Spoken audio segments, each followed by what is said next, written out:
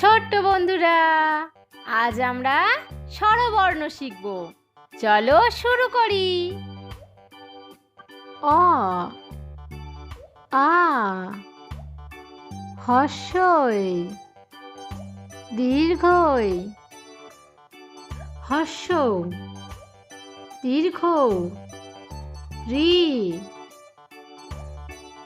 এ